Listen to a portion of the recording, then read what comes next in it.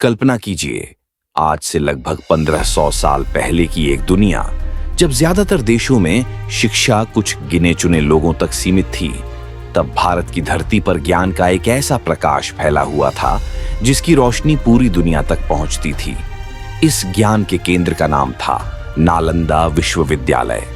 नालंदा केवल एक शिक्षण संस्थान नहीं था, यह मानव इतिहास का पहला अंतर्राष्ट्रीय आवासीय विश्वविद्यालय था।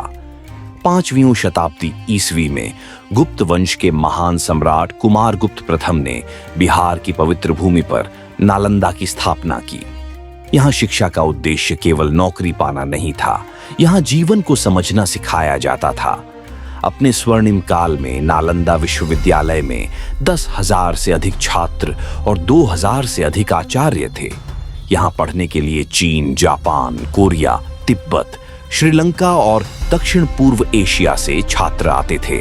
नालंदा में प्रवेश आसान नहीं था। मुख्य द्वार पर ही विद्वानों द्वारा कठिन मौखिक परीक्षा ली जाती थी। जो तर्क और ज्ञान में श्रेष्ठ होता उसे ही प्रवेश मिलता था।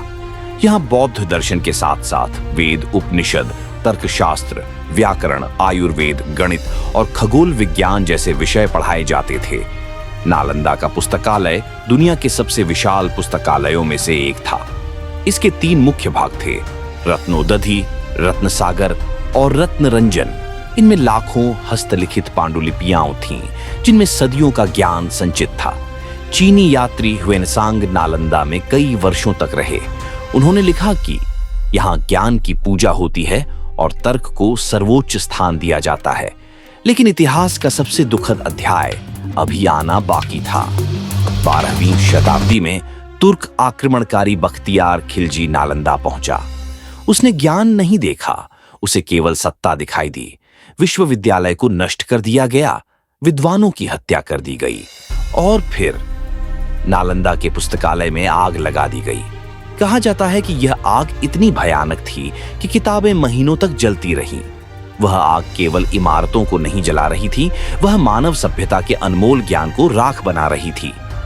नालंदा के साथ ही भारत का एक स्वर्णिम युग समाप्त हो गया। सदियों बाद नालंदा के खंडहर फिर खोजे गए। आज ये खंडहर यूनेस्को विश्व धरोहर स्थल हैं। ये टूटी हुई दीवारें आज भी गवाही देती हैं कि भारत कभी दुनिया का ज्ञान गुरु था।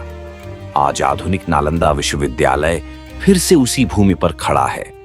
लेकिन असली नालंदा इमारतों में नहीं था, वह विचारों में था, तर्क में था और ज्ञान के सम्मान में था। नालंदा का विनाश केवल भारत की क्षति नहीं थी, यह पूरी मानवता की हार थी। क्योंकि जब ज्ञान जलता है तो अंधकार पूरी दुनिया को घेर लेता है।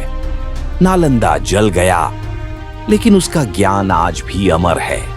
अगर आपको ये वीडियो जानकारी भरा लगा हो तो चैनल को लाइक और सब्सक्राइब करें। और अगर आप चाहते हैं कि हम ऐसी और ऐतिहासिक कहानियां लाएं तो कमेंट में बताइए।